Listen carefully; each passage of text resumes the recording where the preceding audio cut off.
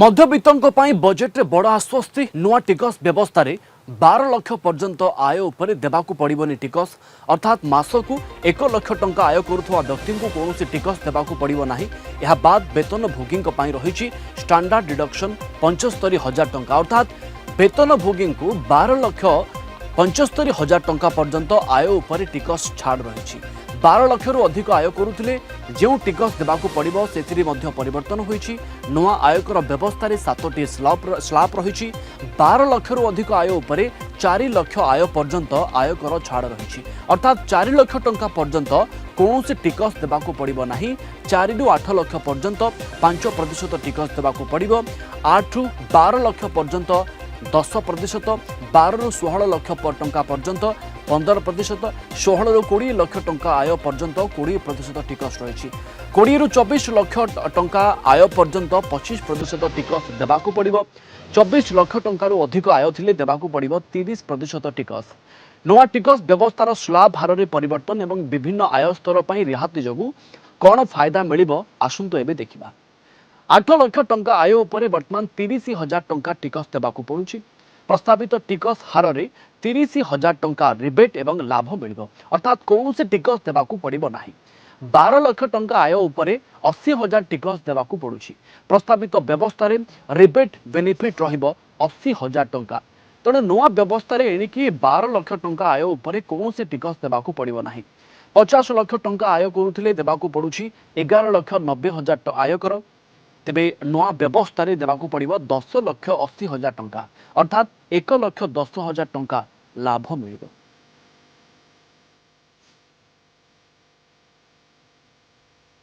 I am now happy to announce that there will be no income tax payable up to income of 12 lakh rupees. So, average income of 1 lakh per month other than the special rate income such as capital gains under the new regime.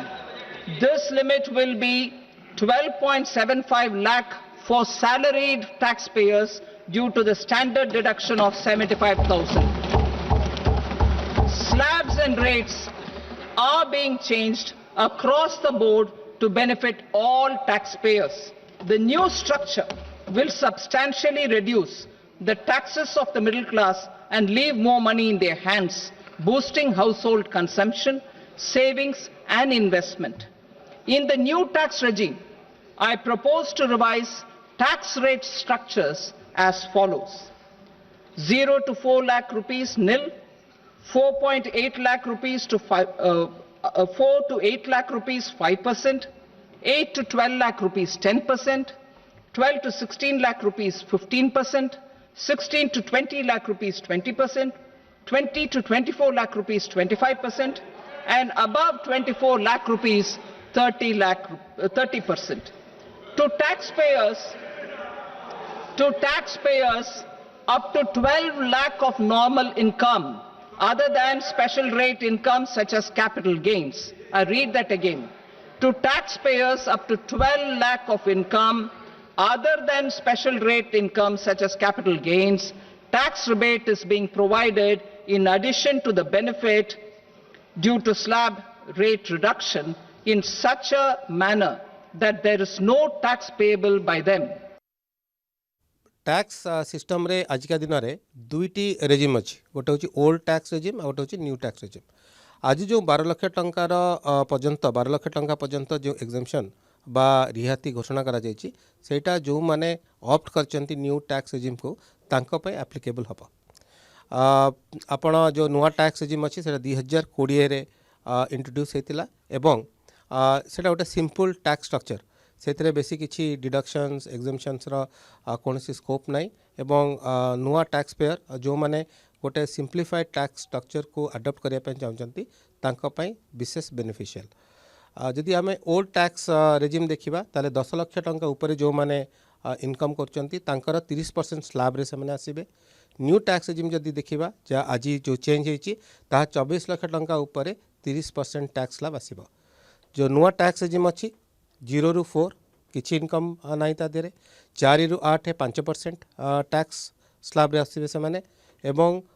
8 रु 12 हूँ 10% tax slab रे। जदि आम calculate करवा ता 60,000 टंकार tax incidence दौची ये जो 60,000 टंका टैक्स कैलकुलेशन जो हम सेटा गोटे 87A सेक्शन अच्छी ता माध्यम एटा रिबेट दिया जिवो एवं 12 लाख पर्यंत जो माने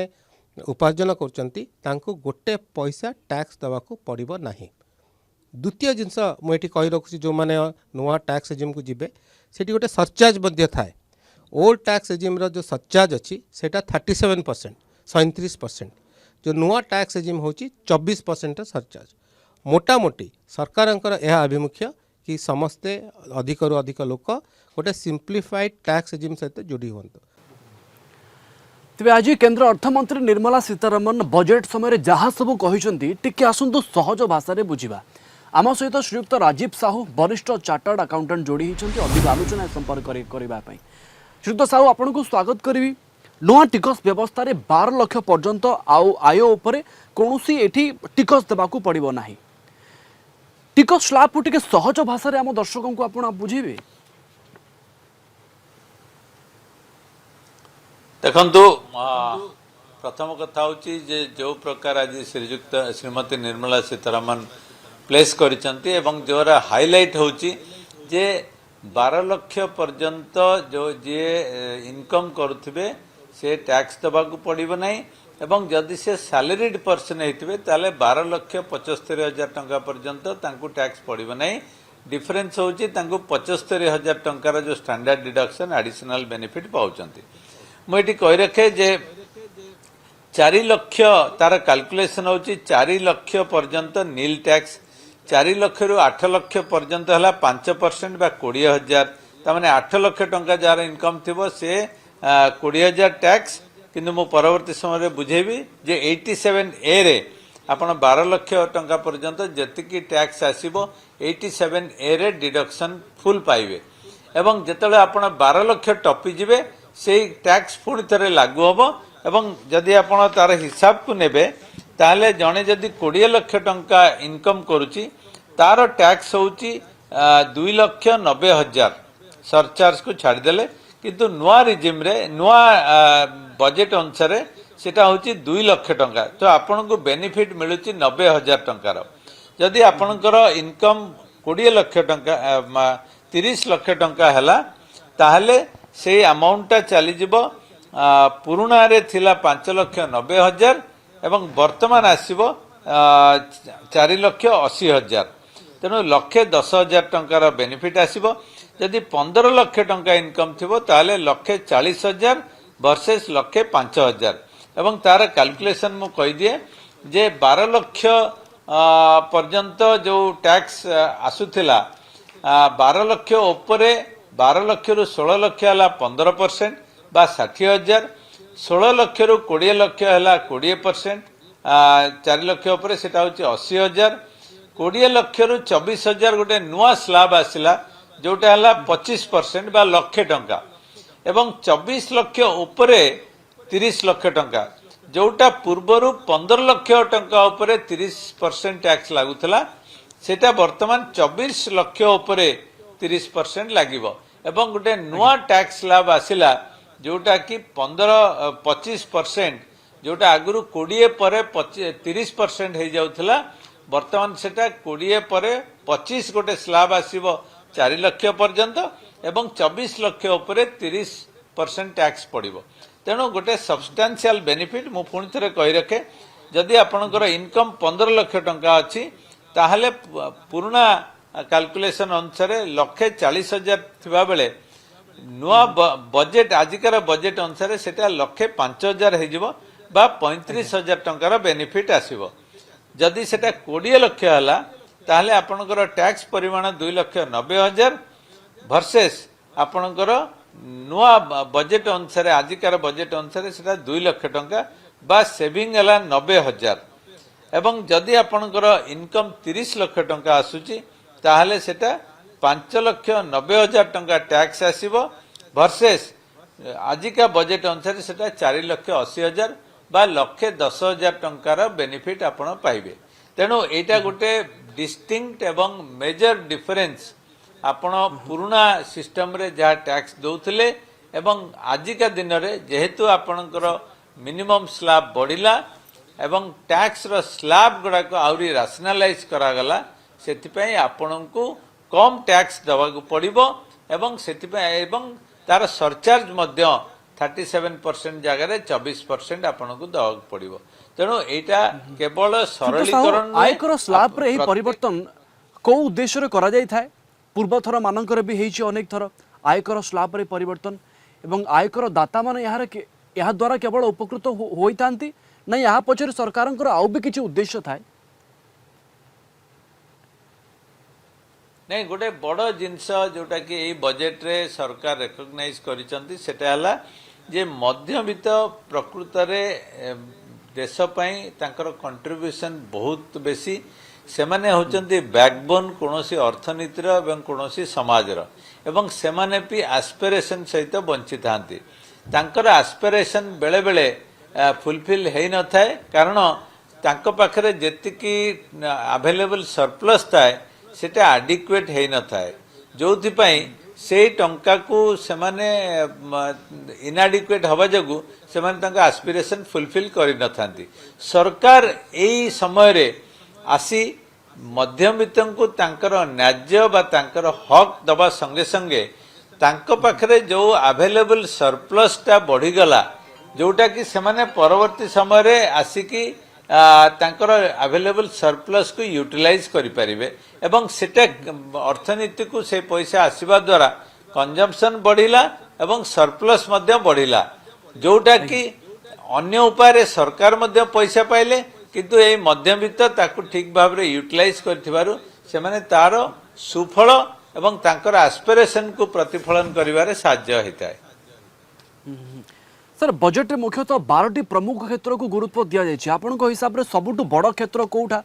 जहा ऊपर सरकार प्राथमिकता अधिक रहिला बजेट रे नहीं देखंतु आपण जदि देखिबे सरकार प्रथम कथा हला एग्रीकल्चर एवं ग्रामांचल विकास सेटा गोटे बड़ फोकस जोटा कि ठीक भाव रे मु कहबी जो जस्टिफाइड सेटा अछि तापरे आपण जदि देखिबे जो टेक्नोलॉजी क्षेत्र रे एआई क्षेत्र रे आपणकर जो प्रकार विभिन्न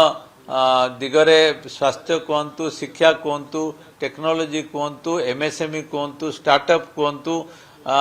बा जो प्रकार रिफॉर्म पाई कमिटी गठन करिसंती से सबु क्षेत्र रे समान भाव रे फोकस करिसंती सबु दिग को आखि आगे रखी बजेट टी प्रिपेयर करिसंती जदियो किछि एरिया रे अधिक फोकस देइचंती किंतु मु कहबी जे सबु दिग उपरे आखि रखी के बजेट टी तैयारी हिच शुद्ध साहू खास करके प्रतिरक्षा क्षेत्र पर सर्वाधिक 4,91,000 रु अधिक टंका व्ययबराद करा जायछि बजेट रे प्रतिरक्षा क्षेत्र को एते अधिक गुरुत्व देवार कारण कौन होता पारे देखो आम समस्ते जानिचु भारतर भौगोलिक स्थिति एवं भारतर जो जियो पॉलिटिकल सिचुएशन अच्छी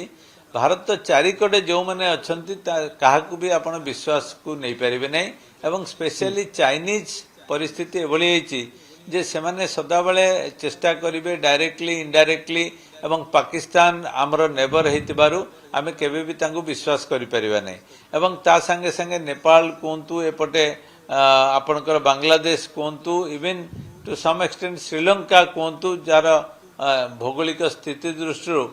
आमर निजर आत्म माने निजको प्रोटेक्ट करिवार क्षमता आमको निश्चय बढ़िया पड़िबो एवं जेहेतु आम पाखरे स्ट्रॉन्ग एनिमी मध्य अछंती एवं पछरु छुरा बसिवार जो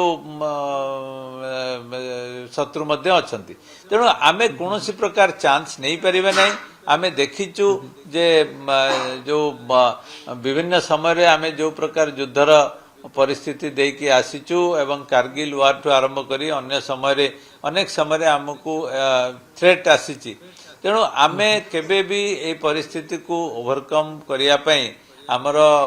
निजे आउरी स्ट्रांग होबा पड़िबो एवं हमर प्रतिरक्षा क्षेत्र में विश्व में बदलुवा चित्र दृष्टि मध्य प्रतिरक्षा क्षेत्र को अधिक गुरुत्व देवार आवश्यकता थिला एवं सरकार देइछंती भी आपन को अनेक अनेक धन्यवाद श्रीयुक्त साहू अधिक आलोचना रे।